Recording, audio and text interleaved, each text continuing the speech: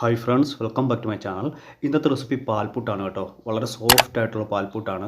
ഇതിൻ്റെ കൂടെ പ്രത്യേകിച്ച് കറികളൊന്നും ആവശ്യമില്ല. രാവിലെ നല്ല ഫാസ്റ്റായിട്ട് തയ്യാറാക്കിയെടുക്കാം. ഞാനിവിടെ സാധാരണ പുട്ടുപൊടി ഉണ്ടല്ലോ, അത് വെച്ചിട്ടാണ് പുട്ട് തയ്യാറാക്കുന്നത്. 2 കപ്പ് അരിപ്പൊടിയാണ് എടുത്തിരിക്കുന്നത്. അതൊരു പാത്രത്തിലേക്ക് ചേർത്ത് കൊടുക്കാം. ഇനി പാക്കറ്റ് അരിപ്പൊടി ഉണ്ടെങ്കിൽ അതെടുക്കാവുന്നതാണ്. അത് പുട്ടുപൊടി തന്നെ എടുക്കാനായിട്ട് ശ്രദ്ധിക്കണം.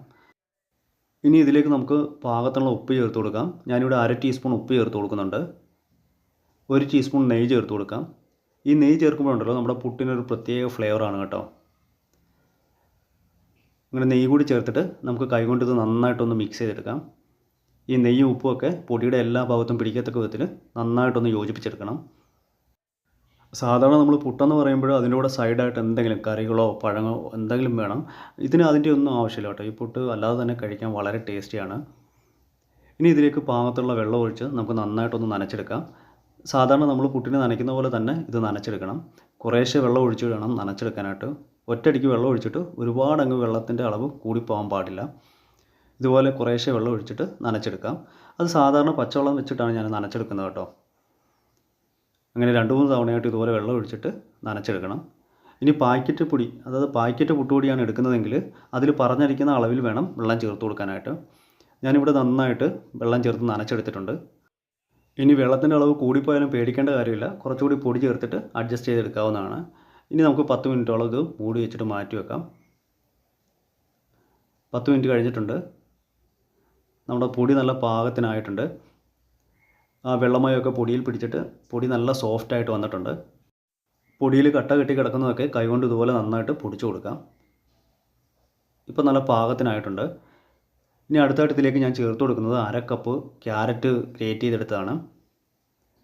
ഇനി കട്ട് ചെയ്തെടുക്കുകയാണെങ്കിൽ വളരെ നൈസായിട്ട് തന്നെ കട്ട് ചെയ്തിടാനായിട്ട് ശ്രദ്ധിക്കണം. ഇതിലേക്ക് 1/2 കപ്പ് തേങ്ങ ചിരവിയത് ചേർത്ത് കൊടുക്കാം. ഇതിലേക്ക് 2 ടേബിൾ സ്പൂൺ പഞ്ചസാര ചേർത്ത് കൊടുക്കാം. പഞ്ചസാര നമ്മുടെ മധുരത്തിനനുസരിച്ച് ചേർത്ത് കൊടുക്കാവുന്നതാണ്. ഇനി ചേർത്ത് കൊടുക്കുന്നത് ഇതിലെ മെയിനായിട്ടുള്ള ഇൻഗ്രീഡിയൻസ് ആണ്, പാൽപ്പൊടിയാണ്. ഞാനിവിടെ 8 ടേബിൾ സ്പൂൺ പാൽപ്പൊടി ചേർത്ത് കൊടുക്കുന്നുണ്ട്.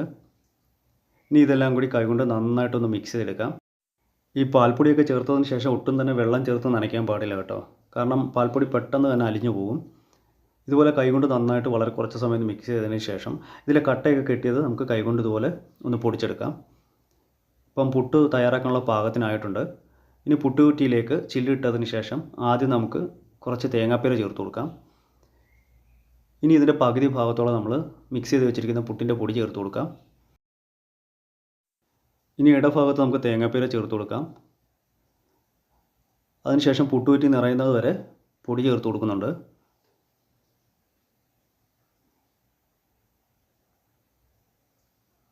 ഇനി മുകളിലേക്ക് ഞാൻ തേങ്ങാപ്പീര ചേർത്ത് കൊടുക്കുന്നുണ്ട്. അതിനുശേഷം പ്രസ് ചെയ്യാനായിട്ട് പാടില്ല കേട്ടോ, കാരണം ആവി മുകളിലേക്ക് വരാനുള്ളതാണ്. ഇനി മൂടി വെച്ചിട്ട് നമുക്ക് ആവിക്ക് വെക്കാം. അങ്ങനെ പുട്ടിൽ ആവിയൊക്കെ വന്നിട്ട് നല്ല പരുവത്തിന് കുക്കായിട്ടുണ്ട്. സാധാരണ നമ്മൾ പുട്ട് തയ്യാറാക്കുന്ന പോലെ നീളത്തിലുള്ള പുട്ടായിട്ടോ ചിരട്ടപ്പുട്ടായിട്ടൊക്കെ ഇത് തയ്യാറാക്കിയെടുക്കാം. ഇവിടെ ഞാൻ ഒരു വാഴയിലയിലേക്ക് പുട്ട് കുത്തിയിട്ട് കൊടുത്തിട്ടുണ്ട്.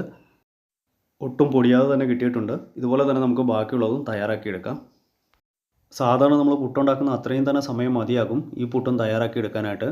നല്ല സോഫ്റ്റും വളരെ ടേസ്റ്റിയുമായിട്ടുള്ള പുട്ടാണ്. ഇതിൻ്റെ കൂടെ പ്രത്യേകിച്ച് കറികളുടെ ഒന്നും ആവശ്യമില്ല.